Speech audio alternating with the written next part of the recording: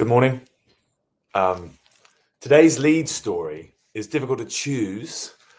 There is a story about the Qatari jet, which is a thorough investigation of how all that came about. But I think we're going to look today at the story here about how the US has embraced climate denial in its approach. First things first, the climate change acceptance around the world is universal. Even China and Saudi Arabia, who have hugely contributed to climate change, accept that it's happening. And they are investing huge amounts in alternative energy sources. So the US is alone internationally at this point in pretending that it doesn't exist. Donald Trump has hugely cut efforts to track weather changes, to track the cost of climate change. Last year, there were $27 billion disasters that you could attribute to the effects of climate change. There were about 4 in 1980. So what's the Trump administration done? Stopped counting. The story is depressing. There is no other way to put it. I don't know if you read the book that came out in 2019 called How to Blow Up a Pipeline.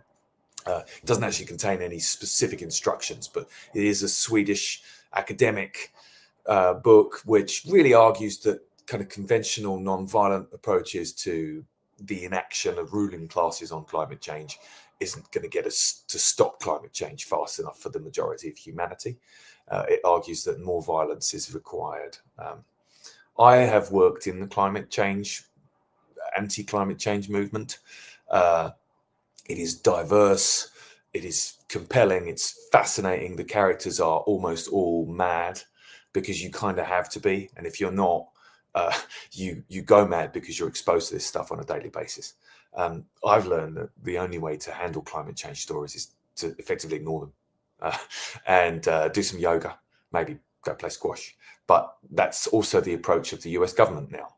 Not only ignore climate change, but basically get rid of regulations that are supposed to stop it happening. So Trump is trying to roll back EPA regulations that prevent smokestack. He's like a cartoon villain.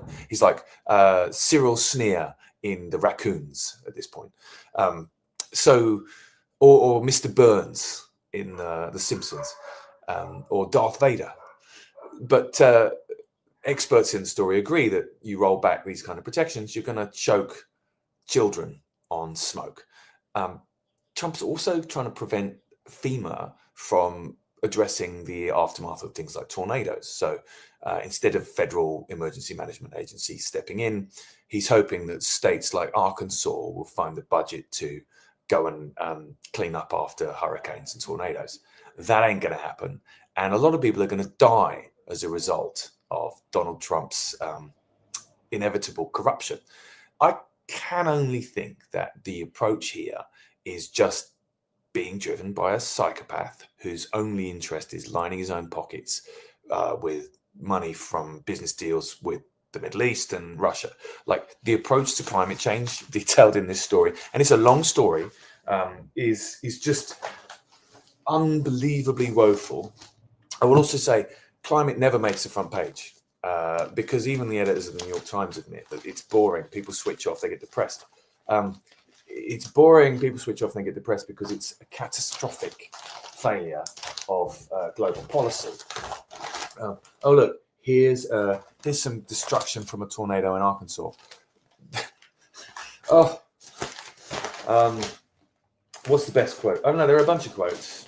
I think that the big thing here is that even some Republican Congress people don't like the fact that Trump's new budget is trying to choke off tax breaks for alternative energy sources. So, you start building electric cars, you start doing these kind of great things. You do them in states like Arizona, where, people tend to be on the fence politically or right. And, it's good stuff. But if you choke off federal tax breaks for these firms, they can no longer be profitable. And Republican Congress people in those states get annoyed. I don't blame them. Cut regulations.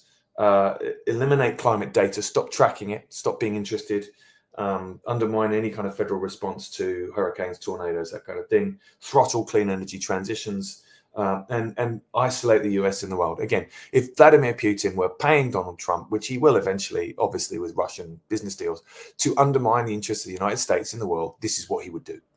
I don't even think he needs to, because Donald Trump's corrupt and maniacal enough that he can do it on his own. He doesn't need an order from anyone. He can just behave this way because he's a sociopath. This story is depressing, angering, and tragic. Yet people in Arkansas who are being denied federal assistance after the tornadoes and hurricanes voted for Donald Trump in droves. Get what you pay for, guys. Thanks very much. I'm Matt Davis. Thanks for letting me read the newspaper so you don't have to. Sorry that the United States is such a terrible country. Could be better. Only we could make it better again.